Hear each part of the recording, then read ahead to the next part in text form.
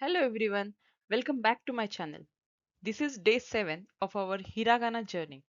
Today we will learn M series, that is ma, mi, mu, me and mo. Let's get started. So our first character is ma. Ma for mado. It means window. Repeat after me. Ma, mado. Next is mi. For example, mizu, meaning water.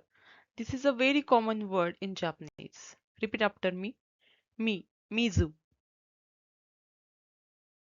Now we have mu. For example, mushi, meaning insect. Mushi.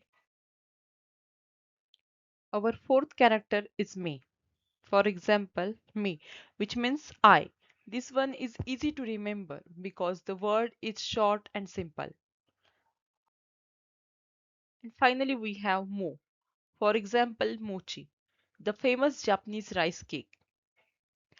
So we have learned the M series, that is ma, mi, mu, me, and mo.